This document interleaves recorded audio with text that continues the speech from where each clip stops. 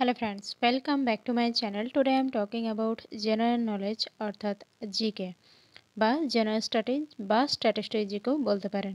তো চলুন বন্ধুরা, আজকে আমরা জেনারেল নলেজ আলোচনা করব, যেটা আপনাদের আপকামিং এক্সাম, বিশেষ করে NTPC, railway group D, WBCS prelims, mains, miscellaneous mains, prelims, bank সব এক্সামের জন্য আপনার স্ট্যাটিস্টিক্স জিকে কাজে লাগবে। যারা পিডিএফগুলো নিতে চাইবেন, নিচের লিঙ্ক দেওয়া আছে, পিডিএফগুলো নিয়ে নেবেন।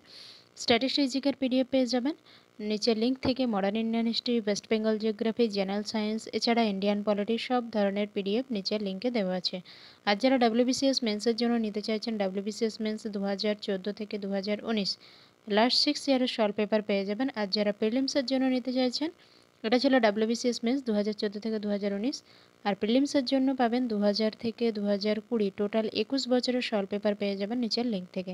তো চলুন বন্ধুরা, আজকে আমরা জিকে আলোচনা করব। তার আগে জানিয়ে দেবো বন্ধুরা, যারা এখনও আমার চ্যানেলটিকে সাবস্ক্রাইব করেনি, প্লিজ বন্ধুরা চ্যানেলটি সাবস্ক্রাইব করে নেবেন, পাশে নোটিফিকেশান বেলটা অন করে দেবেন, তাহলে যখনই আমি ইম্পর্টেন্ট ভিডিও আপলোড করব সবার আগে নোটিফিকেশান পেয়ে যাবেন। অবশ্যই বন্ধুদের মধ্যে শেয়ার করবেন, গ্রুপে শেয়ার করবেন, প্রত্যেকটা ভিডিও দেখার সময় একটা লাইক দিয়ে চ্যানেলটিকে সাপোর্ট করবেন। আর অবশ্যই ফেসবুক পেজে লাইক করতে ভুলবেন না এবং টেলিগ্রাম চ্যানেলে যুক্ত হয়ে যাবেন। তো আসুন আমরা আজকে আলোচনা করি জিকে অর্থাৎ জেনারেল নলেজ। কোশ্চেনটা আমি বড় করে দিচ্ছি যাতে দেখতে আপনাদের সুবিধা হয়।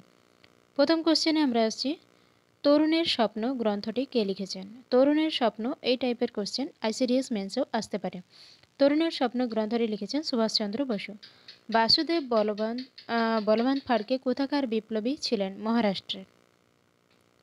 গান্ধীজি কোন আন্দোলনে করো অথবা মরো স্লোগানটি বলেছিলেন? এটা হবে কোয়েট ইন্ডিয়া মুভমেন্ট বা ভারত ছাড়ো আন্দোলন। নেক্সট কোশ্চেন, মহাত্মা গান্ধী কত সালে দক্ষিণ আফ্রিকা থেকে ভারতে আসেন? 1915 সালের 9 জানুয়ারি, যেটাকে প্রবাসী দিবস হিসাবেও পালন করা হয়। এরপরে আসুন, প্রীতিলতা ওয়েদেদার কত সালে শহীদ হন? 24শে সেপ্টেম্বর 1932। কোন যুদ্ধে শহীদ হন আপনারা কমেন্টে জানাবেন। এরপরে আসুন, বন্দিভাষার যুদ্ধে ইংরেজ সেনাপতি কে ছিলেন? ইংরেজ সেনাপতি ছিলেন আয়ারকুট, আর ফরাসি সেনাপতি কে ছিলেন কাউন্ট দে লালি। এরপরে আসুন পরের কোশ্চেন, জোয়ার ভাটা সৃষ্টির প্রধান কারণ কি? চন্দ্র ও সূর্যের আকর্ষণ, পৃথিবীর আবর্তনের ফলে উৎপন্ন বিকর্ষণী শক্তি। এরপরে আসুন পরের কোশ্চেন, কোন দেশের ভূগোলবিদ সর্বপ্রথম জিওগ্রাফি শব্দটি ব্যবহার করেছিলেন? গ্রিস। পরের কোশ্চেন, ছায়াপথ কোন আকাশে দেখা যায়? উত্তর দক্ষিণে। লাঙল পত্রিকার সম্পাদক কে ছিলেন? কাজী নজরুল ইসলাম। মধ্য ও দক্ষিণবঙ্গের গুরুত্বপূর্ণ নদী কোনটি? গঙ্গা। উত্তরবঙ্গের প্রধান নদীর নাম কি? তিস্তা। নীল নদীর অববাহিকার আকৃতি কেমন? মাছের কাঁটার মতো এইরকম। কাঁসাই ও কেলেঘাই নদীর মিলিত প্রবাহের নাম কি? হলদি। এটা ডাব্লিউবিসিএস প্রিলিমসে অনেকবার এসেছে।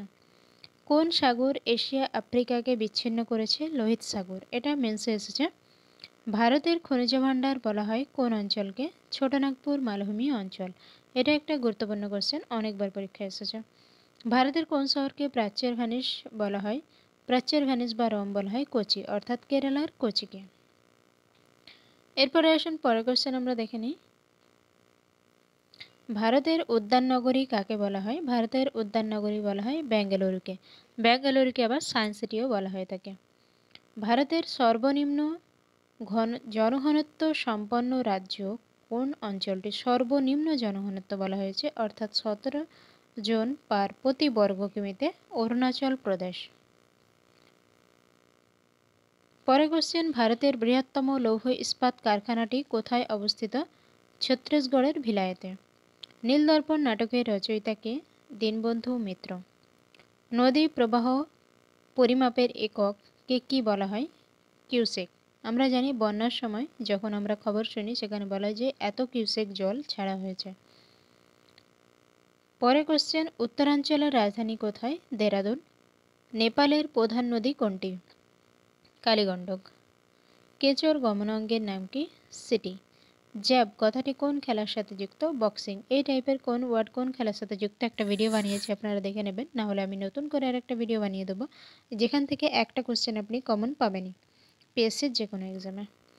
মনসবদারি প্রথাকে প্রচলন করেছিলেন? আকবর। দ্য ফিউচার অফ ইন্ডিয়া কার লেখা? বিমল জালান। পরের কোশ্চেন, খনিজ পদার্থ ফ্লোরিনের অভাবে মানবদেহে কি ক্ষতি করে? দুর্বল দাঁত, দাঁতের দুর্বলতা দেখা যায়। মোবাইল ফোনে ব্যবহৃত প্রযুক্তি জিএসএম এর পুরো কথাটি কি? Global system for mobile. পরের কোশ্চেন, অশোক জাতির প্রথম গুরু কে? এই উক্তিটি কার? স্মিথ। অশোক জাতির প্রথম গুরু ধর্মগুরু কে বলেছেন? স্মিথ। বিবেকানন্দকে ভারতের কি বলা হয়? রুশো। পরে কোশ্চেন, ভারতের প্রথম জরুরি অবস্থা ঘোষণা করা হয় কবে? অর্থাৎ এমার্জেন্সি ঘোষণা করা হয়েছিল প্রথম 1962 সালে ভারত চীন যুদ্ধে, পরে আবার 1965 এবং 1975 ঘোষণা করা হয়। এরপরে আসুন পরে কোশ্চেন, ব্রাজিলের সরকারি ভাষা কি? পর্তুগিজ। গোবি মরুভূমি কোথায় অবস্থিত রয়েছে? মঙ্গোলিয়ায়। পরে কোশ্চেন, ফোন্ট শ্যালিং সীমান্তে কোন কোন দেশের সংযোগ রয়েছে? ভারত ও ভুটান। বিপ্লবী গণেশ ঘোষের জন্ম কত সালে? 1900 সালে। পরে কোশ্চেনে আমরা আসছি, প্রথম শ্রেণীর খাদককে যদি 9999.90 কিলো শক্তি, এটা হবে ক্যালোরি, এত কিলো ক্যালোরি শক্তি স্থানান্তরিত হলে উৎপাদককে ব্যবহৃত শক্তির পরিমাণ কত? এটা অর্থাৎ 0.1 কমে যাবে। কোন প্রাণী সংকটাপন্ন অর্থাৎ থ্রিয়েটেন তালিকাভুক্ত নয়? ডোডো পাখি। একটি অন্তঃক্রিয়ার উদাহরণ প্রতিযোগিতা। বার্সি রোডোডেন্ড্রন অভয়ারণ্য কোন জীবটি সংরক্ষণের জন্য বিখ্যাত? Red panda. ভারতীয় পার্লামেন্টে বায়োলজিক্যাল ডাইভার্সিটির অ্যাক্ট পাশ হয় কবে? 2000 সালে। পরে কোশ্চেন, কোন খাদ্য শৃঙ্খল জীবের আকার ক্রমশ হ্রাস পায়? পরজীবী খাদ্য শৃঙ্খলে।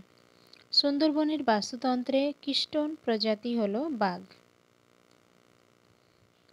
পপুলেশন আন্তঃক্রিয়া কোন বাস্তুতন্ত্রের অন্তর্গত? এটা হবে কমিউনিটি।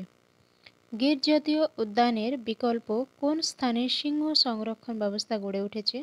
বরদা বন্যপ্রাণী অভয়ারণ্য, এটা গুজরাটে অবস্থান করছে। পরে কোশ্চেন, কোন শক্তি প্রবাহের বৈশিষ্ট্য নয়? শক্তি প্রবাহ বহুমুখী। অ্যাকচুয়ালি শক্তি প্রবাহ হচ্ছে একমুখী রূপান্তর। শেরি বঙ্গল কে নামে পরিচিত? শেরি বঙ্গল ফজলুল হক। শেরি পাঞ্জাব বা শেরি পাঞ্জাব কাকে বলা হয়? Ranjit Singh. Punjab Keshari Lala Lajpat Rai. Father of the nation কাকে বলা হয়? মহাত্মা গান্ধীকে। Grand old man of India নামে কাকে চিহ্নিত করা হয়? দাদাভাই নৌরোজিকে। এরপরে আসুন পরের কোশ্চেন দেখে নিই আমরা, কমলাকান্ত নামে কে পরিচিত ছিলেন? বঙ্কিমচন্দ্র চট্টোপাধ্যায়। আমরা কমলাকান্তের দপ্তর পড়েছি, যেখানে বঙ্কিমচন্দ্র চট্টোপাধ্যায় একটা বিড়ালের কাহিনী। পরে কোশ্চেন আমরা আসছি এখানে, ব্রহ্মানন্দ উপনামটি কার সাথে জড়িত? কেশবচন্দ্র সেন। ব্রহ্মানন্দ উপনামটি কেশবচন্দ্র সেনকে কে দিয়েছিল? দেবেন্দ্রনাথ ঠাকুর। টেকচাঁদ ঠাকুরের আসল নাম কি? প্যারীচাঁদ মিত্র। পরে কোশ্চেন, এশিয়ার কোন মহিলা প্রথম মহাকাশে যান? কল্পনা চাওলা। এখানে আমরা দেখে নিচ্ছি পরের কোশ্চেন। সত্যজিৎ রায় মোট কবার রাষ্ট্রপতি স্বর্ণপদক জিতেছিলেন? 6 বার। ম্যান অব দ্য আয়রন বা ম্যান অফ আয়রন নামে পরিচিত Vallabhbhai Patel iron man of ইন্ডিয়াও বলা হয়ে থাকত।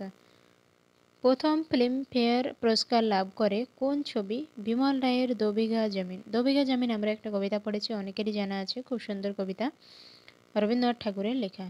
এরপরে আসুন দেখে নিই পরে কোশ্চেন, 0 আওয়ারের সময়সীমা কত? 1 ঘন্টা। 0 আওয়ার কথাটির উদ্ভব কোন সময় হয়েছে? 20 শতকে বা 20 শতকে। 0 আওয়ার কথাটির উদ্ভব 20 শতকের কোন দশক হয়েছে? 60-এর দশকে। পরে কোশ্চেন, ভারতের সংবিধানের 84তম সংশোধনী কোন সালে হয়? 2021 সালে। সংবিধানের কত নম্বর ধারা অনুযায়ী প্রতিটি রাজ্যের আইনসভা রয়েছে? 160 ধারার 1 নম্বর ধারা।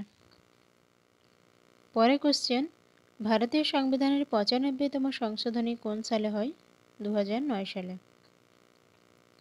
পরে কোশ্চেন, বিধানসভায় রাজ্যপাল কতজন ইঙ্গ ভারতীয় সদস্য নিয়োগ করে থাকেন? বিধানসভায় 1 জন, লোকসভায় 2 জন, আর রাষ্ট্রপতি 12 জনকে করেন। সেটা কোথায়? সেটা হচ্ছে রাজ্যসভায়।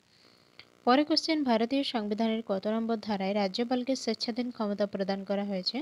163-র 1 নম্বর ধারায়। নেক্সট কোশ্চেন, ভারতীয় সংবিধানের কত নম্বর ধারা অনুযায়ী ভারতের রাষ্ট্রপতি রাজ্যসভা সভাপতিত্ব করবেন? 64 নম্বর ধারায়। পরের কোশ্চেন, ভারতের রাষ্ট্রপতি কিভাবে নির্বাচিত হয়? নির্বাচনের মাধ্যমে।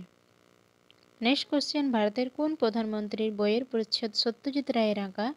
বইটির নাম কি? Jawaharlal Nehru, Discovery of India. গুরুত্বপূর্ণ কোশ্চেন, জানা প্রয়োজন। পরের কোশ্চেন, দাদা সাহেব ফালকে প্রথম সম্পূর্ণ চলচ্চিত্রের নাম কি? হরিশ্চন্দ্র। নেক্সট কোশ্চেন, কোন সালে ভারতের কলকাতা, বোম্বে, মাদ্রাজের ফিল্ম সেন্সর বোর্ড গড়ে ওঠে? 1920 সালে। বন্ধুরা, আমরা আজকে জিকে আলোচনা করলাম। তো জিকেটা আপনাদের কেমন লাগলো কমেন্টে জানাবেন। এগুলো আপনাদের আপকামিং এক্সামের জন্য কাজে লাগবে। এগুলো বিভিন্ন পরীক্ষায় এসে গেছে, সেই কোশ্চেনগুলো আমরা আলোচনা করলাম। তো চলুন বন্ধুরা, পরের ভিডিওতে দেখা হচ্ছে। ধন্যবাদ, আজকের মতো এখানে। অবশ্যই আপনারা একটা লাইক দিয়ে চ্যানেলটিকে শেয়ার করবেন, আর অবশ্যই প্রত্যেকটা ভিডিও দেখার সময় একটা লাইক দেবেন, তাহলে চ্যানেলটিকে সাপোর্ট করা হবে। আপনাদের সাপোর্ট অত্যন্ত জরুরি। ধন্যবাদ।